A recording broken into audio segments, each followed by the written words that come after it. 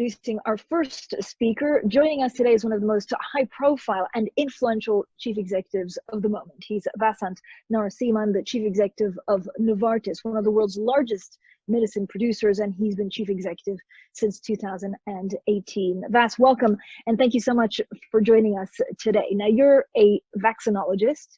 You've worked with the WHO in the past. You're now in charge at Novartis. Should we have seen this pandemic coming? Francine, when you look at the history of pandemics, we see these events happen periodically over every few decades. I think we know that if we have very strong surveillance of the hotspots where we see viruses jump from animals into humans, if we have good communication systems, and if we have good pandemic preparedness, we can at least understand that something is emerging. So I think we could have done better for sure. And we see this after each and every pandemic that has happened over the last few decades. I think the world has to dedicate itself to really monitoring these locations and rapidly disseminating information, and then ensuring we have enough preparedness to rapidly develop countermeasures like we'll talk about, drugs and vaccines. So what were the early mistakes? Did we not take it seriously enough? And how will that help us in the next I think a few big learnings. One, I think we have to assume that in the current age of globally connected economies and rapid and the amount of travel that's happening around the world, that even what seems like a very self-contained outbreak could rapidly become global, as we saw what happened from Wuhan to around the world. So I think there was a tendency to underestimate this virus probably in the initial days and overestimate the ability to contain it. So I think that has to be a really critical learning. And then I think the other big learning has to be we have to maintain warm preparedness. We can't scale up medical countermeasures and the medical systems to be ready overnight. We need that warm preparedness to be ready for future outbreaks. We'll talk about therapies and vaccinations in a second, but what do we actually understand about the virus? It's only been, 6-7 months since we started studying it. I think it's been remarkable, first, the amount of scientific effort that has gone around the world. It's unprecedented. We have, as we'll discuss, thousands of clinical trials, hundreds of drugs and vaccines in development, tens of thousands of publications. So I think the amount of characterization that's happened of this virus is quite remarkable relative to anything that I certainly have seen in recent memory. We clearly understand the basic biology of the virus. We're understanding more and more about how it infects the lungs and ultimately how it leads to some of the sequelae that happen in patients. We're understanding more and more about the epidemiology and transmission. But there are important questions we don't understand. We don't exactly understand what gives you protection to the virus. We don't exactly understand why some people get very ill and many people have no symptoms at all. So many open questions we still need to solve. Do we know about antibodies? So do they definitely fade? And if they fade, how much more difficult is it going to be to find a vaccine that This works? is one of the toughest questions. In vaccines, we are often looking for what's called a correlate of protection. This is where we understand how does the antibody response in the body relate to the ability to clear an infection. We usually develop this over running large-scale studies over many years, which we don't have the luxury of doing right now. So we're having to make a lot of assumptions as to which antibodies are going to lead to protection and for how long.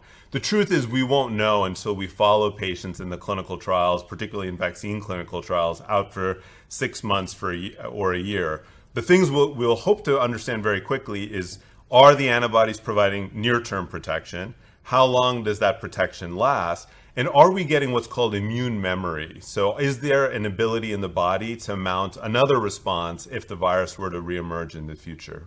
Or do we need booster vaccinations like we do every year with influenza vaccines? So given what you just said, are you comfortable and confident that we can eradicate, this virus through vaccines, or do we just need to learn to live with it? When I think about how coronaviruses and similar viruses have evolved within human populations, we of course live with more than at least two coronaviruses today, which cause the common cold, and these circulate seasonally all around the world. I think what's realistic to expect is that with a combination of drugs and vaccines, we can get to a stable place where the pandemic is manageable. And then over time, there'll be hopefully enough immunity built up in populations that this becomes like those other viruses. Eradicating a virus like this is quite challenging. And I think unlikely. We don't know for sure, maybe, but unlikely. But unlikely. Bas, what was your thought process? So we first, learn about the virus in China, in Wuhan, and then it spreads. What do you think, Novartis's contribution in this pandemic can be? Why going to treatments and see what kind of therapies you have that can fight it instead of partnering someone, for example, for a vaccine? When I think about the global response across the biotechnology industry, first I would say it's been characterized by unprecedented collaboration. We have major collaborative groups ongoing now across the industry, sponsored by a variety of different groups. We've also had, I think, pretty remarkable sharing of data and information. And really it's centered around three phases that I see, and this is also how Novartis thinks about our own efforts. One was repurposing existing medicines, because we know the profile of existing medicines. And the hope is that maybe some of these medicines will work. Now, it's important to note repurposing is very hard, rarely works. But it's important nonetheless to try to see, could we repurpose medicines? Then we go into a phase, can we find some novel therapeutics? And there's a few that are, I think, very exciting, primarily around monoclonal antibodies. These can be infused to kind of give the patient the antibodies they may not have otherwise from a vaccine. And then the third phase will be, vaccines. We have our own company, about 20 medicines now under study in the repurposing phase. We are working to develop our own novel drugs as well. And then, I'm sure as we'll discuss, there's a variety of efforts. I think now over 70 vaccines under study in either late preclinical or clinical development. The vaccines. When do you think we'll have a viable vaccine that you and I can take? You helped develop the vaccine against H1N1, and that took 6 months.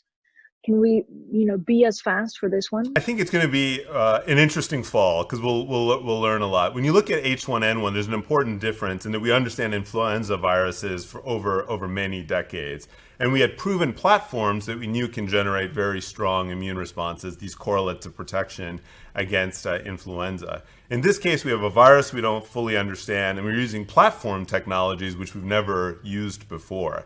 When you look at the various vaccines in development, there are a few different strategies. The fastest have been so-called mRNA vaccines. This is a very novel technology. No mRNA vaccines have been approved yet in the past, but these are the ones we'll first see results for. It's really using the DNA RNA machinery of the body to train the immune system. After that, we'll see a few readouts, we hope, from what are called vector-associated vaccines, and these are using attenuated viruses that we then insert something like the coronavirus in, and then we hope to generate the immune response. And then after that, we'll see more traditional vaccines that we've used in the past. So I think traditional technologies we've used in the past. My guess is by the end of this year, we'll know a lot, but there's going to be important questions we're going to have to answer. The FDA has asked that any vaccine have at least 50% efficacy against the virus. Second, we're going to need to understand the safety. It's important to note there's a big difference between a therapeutic and a vaccine, and that in a therapeutic, you're treating somebody we know is ill.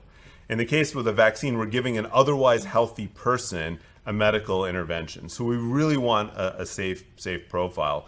And then I think the third unknown is the public's acceptance of the vaccine. And I think it's going to be really important we have very rigorous data to support the use of the vaccine so that we don't undermine the public confidence in the vaccine architecture overall.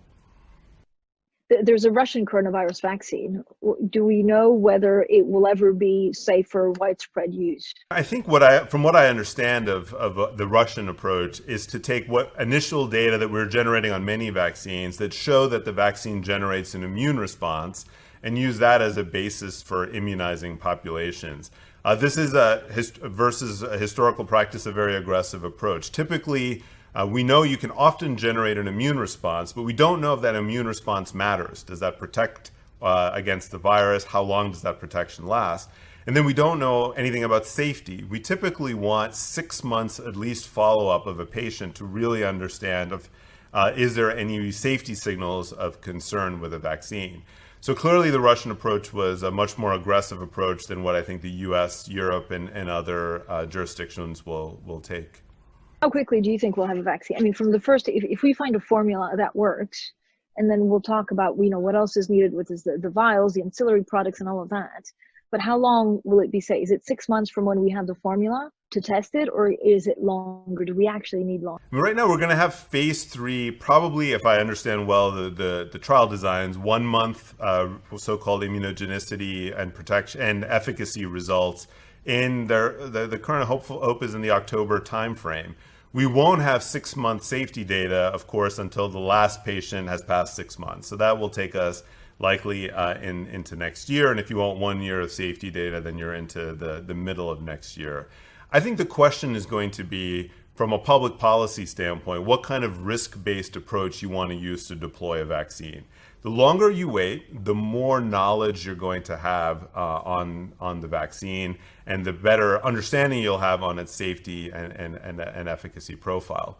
I think the hope would be that in the early days, you might be able to deploy a vaccine against those populations that truly need it urgently, first responders, medical personnel, and then over time it can be used in a broader population.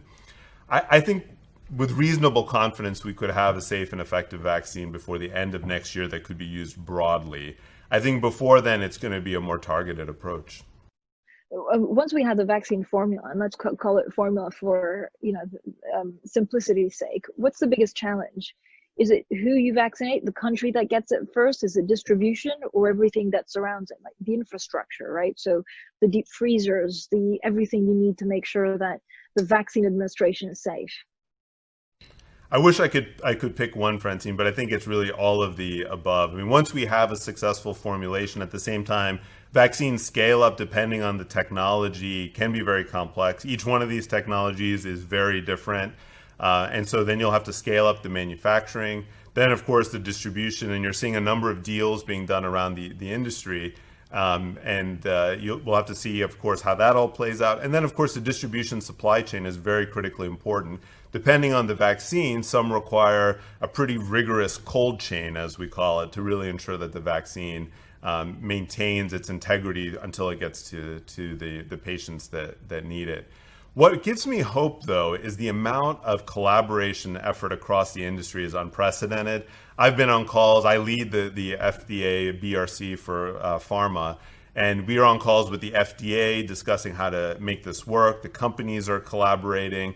There is truly a concerted effort in the biopharmaceutical industry to make this a success, which gives me hope that we can navigate all of these challenges. But I think we have to be realistic. We will have to knock off each one of these challenges as they come.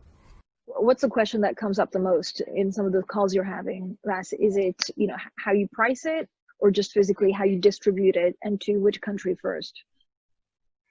Most of the questions, at least for now, are focused on the clinical trial designs and how do we get the right clinical trial designs to test these vaccines. Very important in vaccine development is assays. So how do we test? Are we really ensuring what's in the vaccine is what we expect, and then the response in the patients is properly measured? And then the other big topic is manufacturing. I mean, the amount of scale up we're talking about, we talk here about billions of doses of something. This is truly unprecedented. And to get billions of doses of multiple vaccines simultaneously with different technologies is going to require a lot of regulatory support and flexibility, which the FDA, I think, is very open to and working with the companies on. Those have been the two primary areas of focus at the moment.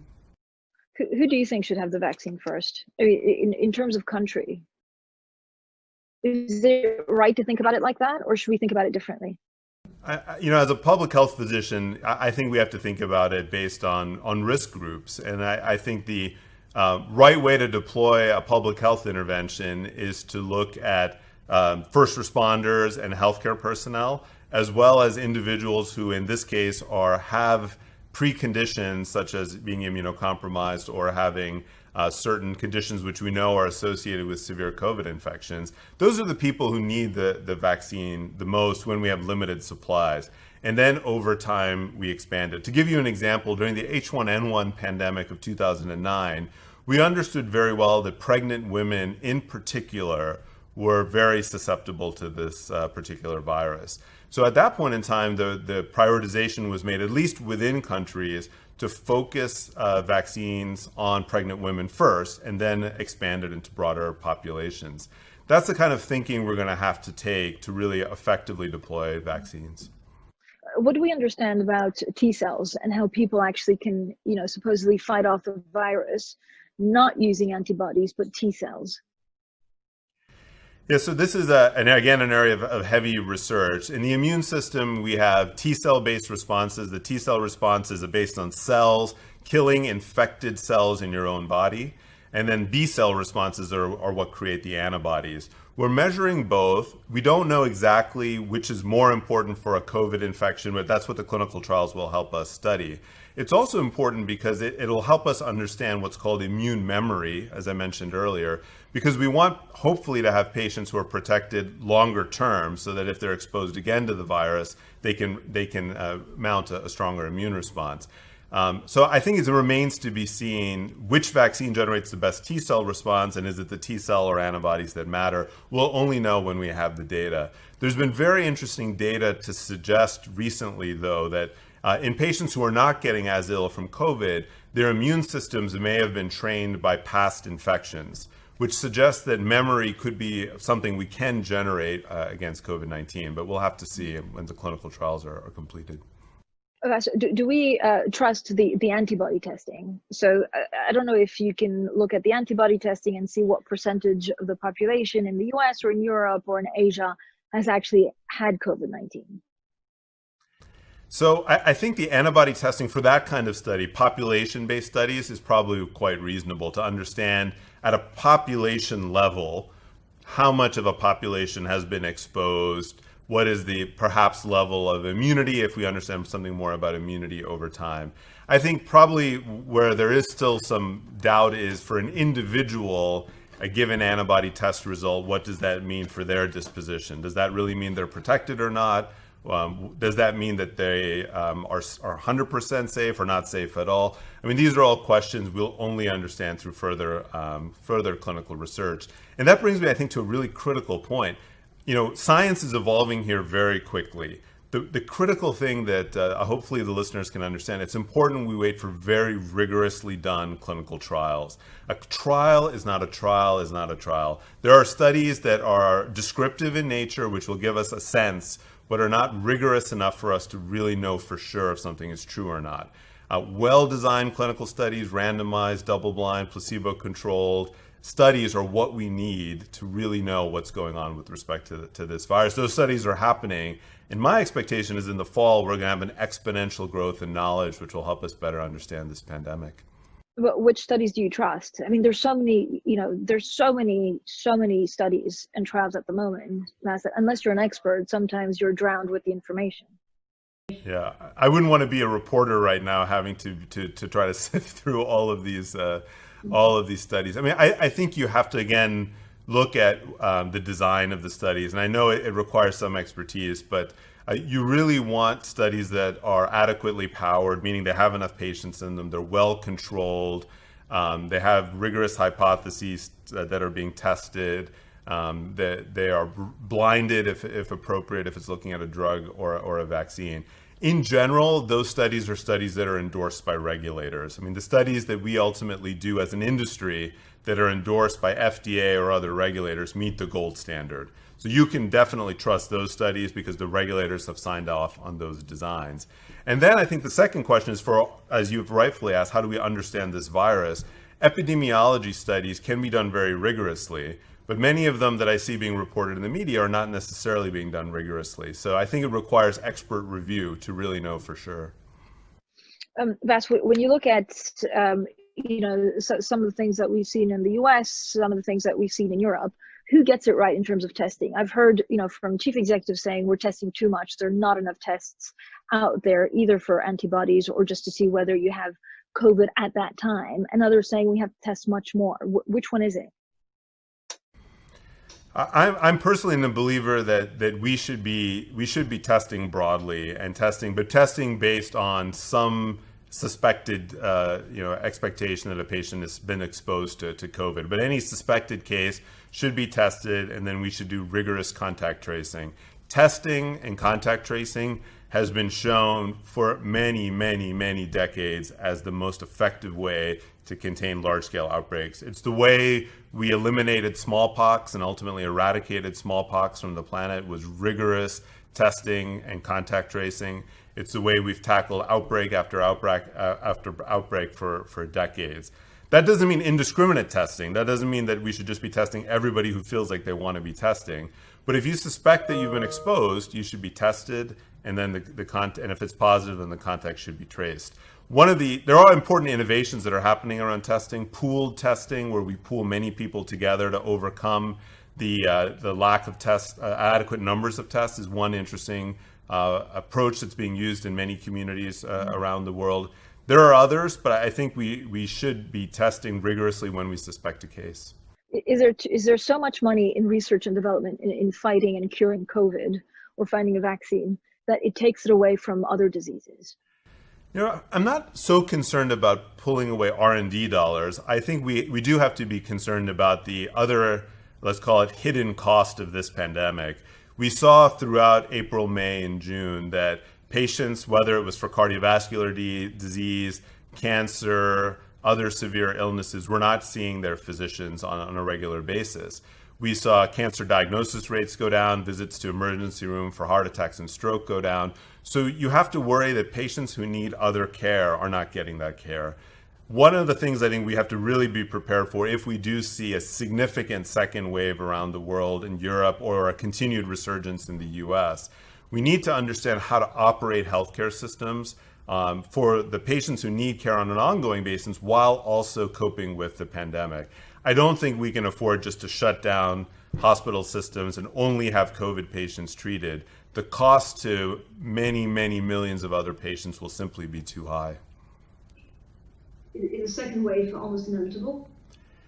I don't think it's inevitable. I think when you look at basic public health measures, they have a tremendous effect. We see that here in Switzerland, where I sit today.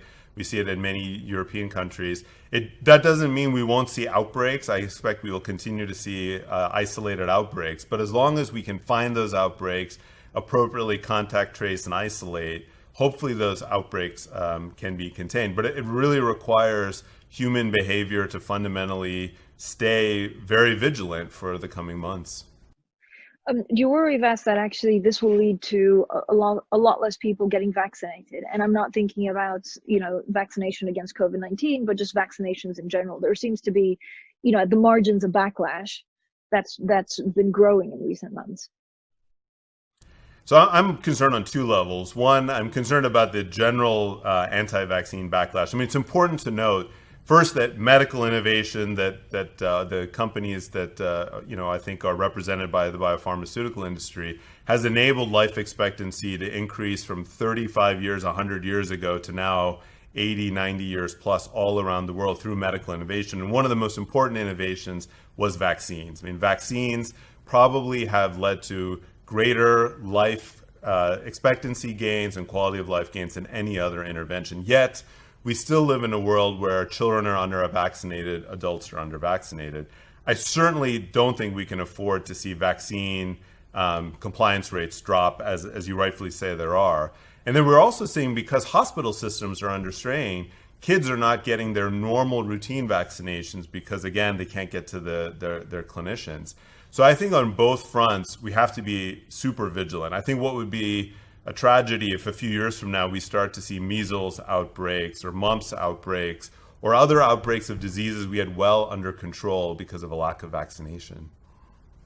What do you see as, us being prepared or not so prepared for the next pandemic? Is it PPE? What do we need to think about now so that in 4, 5, 10 years, 15 years, we won't be going through the same that we did this time?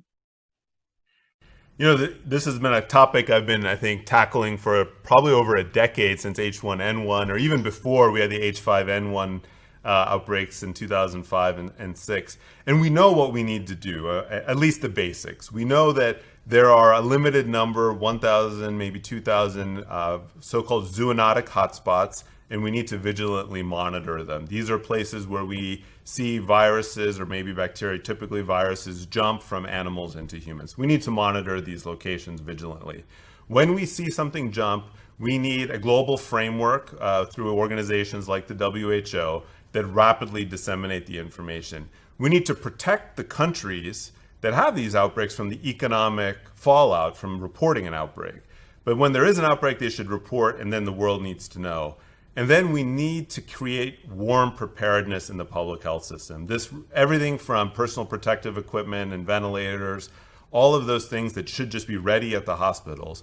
But also within our industry, technology platforms like the ones we're building right now with COVID-19 that are ready to go to tackle whichever virus it is that springs up.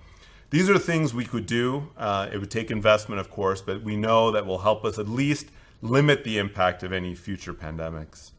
But can the WHO do that without the US? Does the WHO even make sense without the US? I think it is certainly a challenging time for the WHO, but at least from our perspective, we believe having an international health framework is critically important, particularly with respect to standards and outbreaks. And I think organizations like the WHO play an incredibly important role in trying to harmonize approaches across such diverse countries. So we'll have to see how things evolve with the WHO, but clearly it has played historically an incredibly important role in managing outbreaks and pandemics. Is there another organization, Vas, that you think would be just as appropriate, if not more appropriate? I mean, you said, there's a lot more collaboration amongst pharmaceutical companies. Do you see the same amongst countries? Well, I think that's a good question. I think countries regionally are collaborating, certainly within the European Union. I think, but I don't necessarily see in these moments as much collaboration across countries, of course, because of the demands of meeting the needs of individual populations. I think our industry has shown we can collaborate very effectively. I think we could strengthen the ability to collaborate, to manage pandemics more effectively. If you think about the challenge of supplying vaccines and supplying therapeutics, if we had an international framework that enabled companies to navigate that much more seamlessly, where countries really agreed on which patient populations needed the vaccine or drugs first, that would be, I think, highly desirable. It doesn't exist today at the moment. How was it leading a big pharmaceutical company in the middle of lockdown from your house? It's been interesting. I've learned a lot. I've learned a lot about my children. That's been great. There's been a lot more time, family time. I think I had more consecutive meals at home than I've had in at least a decade, which has been wonderful. I think overall, what I've been impressed by is on a few dimensions. One, with the use of technology in our company, at least, we've been able to run the operation seamlessly. We're continuing to deliver over 70 billion doses of medicine this year. We're running over 500 clinical trials. The operations have been able to run despite us moving most of our workforce to home. Second, of course, is the explosion of digital technologies. I mean, the ability to use in our clinical trials, use digital technologies, reaching patients, running our supply chains. This has really accelerated the digital transformation in the biopharmaceutical industry. And we, as being one of the leaders in deploying data science, I think that's really helped us quite a bit. And then I think third, this is going to completely change the way we work. We've made the announcement at Novartis to enable flexible working 100% going forward, to leave this choice with the associates. Do they want to work at the office or at home? How that new way of working is going to evolve over the coming years is going to be really interesting. And what do we do with our office space in the future as well? So when you talk about digital technology, is that AI, or is it slightly different to AI, and how that will change the medical world? Yeah, I think it's primarily using data science in different ways, including AI. So particularly with respect to clinical trials, we've been able to deploy technologies that allow us to monitor all our trials in real time, and then move many of our activities to what we call remote monitoring or remote ways of tracking our clinical trials. We used to have to send people to all of our different clinical